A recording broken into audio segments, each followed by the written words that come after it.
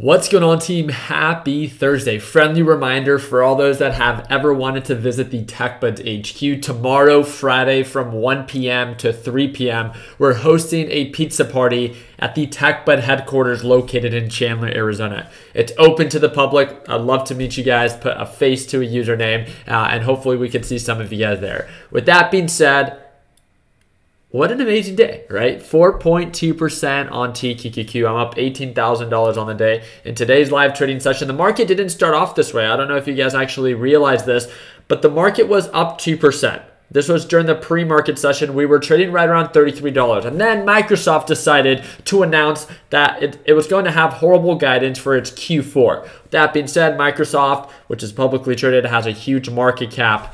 When Microsoft sells off, it kind of carries down the entire tech market, causing tech, TQQQ, also to pull on back. This is why you most likely saw a lot of your stocks within the first hour of the pre-market session sell off. It began to establish its support level. We were still trading below the moving average, and it wasn't until the last hour to hour and a half where it finally began to indicate signs of an uptrend. One of the things that I wanted to share with you guys is sometimes I feel like the 1 day, 1 minute time frame is not as accurate, meaning that there's sometimes these like fake reversals and then you get faked out, it dips right back out. If you've ever wanted to get something that maybe is a little bit more accurate, I have noticed, and again, this is just in my experience, that when you use a larger time frame, as in the 5 minute time frame, where each candle then is represented by 5 minutes of time, it encourages you to be a little bit more patient. This is something that we exactly talked about within our live trading session today. A lot of beginners have trouble. You guys can share, right? Be open with yourself. A lot of traders have trouble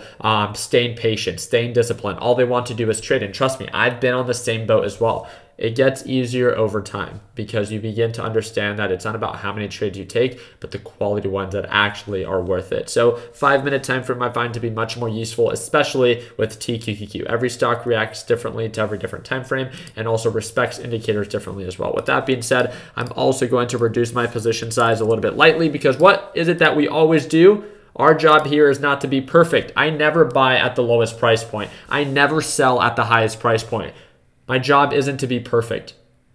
Get that out of your system, right? My job is just to make sense of my trades. Why would I lock in profits? Well, first off, we're overbought on the day. Not just that, on the 5 minute time frame, you can see it a little bit more clear. There's been a previous resistance level right around $33.80 and $34 based off of the past 2 to 3 trading days. Because of that, and this was even on Friday, right? We had a resistance right around $33.60.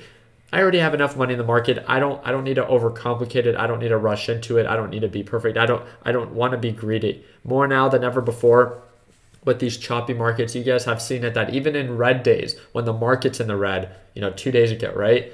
Market was break even. It was barely in the red. I was up $13,000 on the day. And it's because, not that I'm perfect, but because I'm not afraid to lock in profits, to anticipate little pullbacks. Because when this thing sells off, I normally trade TQQQ with 15,000 shares. So if I can sell half of my position up here and then it sells off, I would be excited if it pulls back because that means that I just get it for a better deal. Do you ever feel that way when a stock pulls back? If you don't, then it's most likely because of your position size, because you are not in a position to tolerate a pullback. And therefore, all you're hoping for is for it to recover. And again, this is something that gets easier with time, understanding when to lock in profits if you're choosing to trade. If your intention is as a long-term position, then yes, you should not be selling every single day. I'm taking more of a long-term position on my Tesla position. I'm up $4,800 on the day. I'm in with 120 shares, and I'm only going to buy more as this thing continues to indicate signs of an uptrend. I'm not going to rush into it. We're really close to the moving average. We're so close. But if we break above that, I'll most likely add another 80 shares to my position, getting me closer to being fully invested with Tesla. And again, think about it. I didn't buy Tesla at $618 or whatever the lowest price point is. It's not about being perfect. You will never be perfect. You might have a couple trades that you get lucky, that you sell at the top, you buy at the bottom. It's not about that. It's about being consistent. Be effective with your entries. Be effective with your exits. The whole point is to make money and to make money consistently.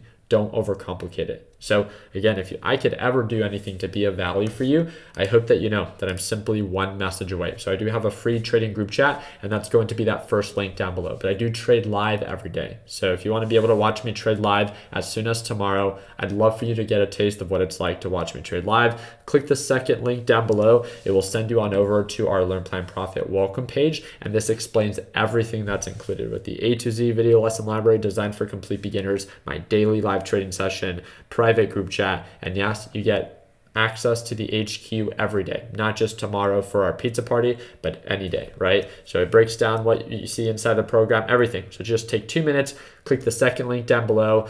We break down what's included, and you can also even see what it's like to watch me trade live. All you have to do is head on over to my YouTube channel, and a video that we filmed last Friday is a 1 hour live trading session, so you can get a taste of what it's like for that live session. So I really do appreciate this time. Hope and wish you guys an amazing rest of your day. If you guys would like to see a second upload today, updating you guys on how the market ends, all you literally need to do is drop a thumbs up, subscribe to the channel, and I will follow up with that video. Like always, let's make sure that we end the year on a green note. Take it easy, team.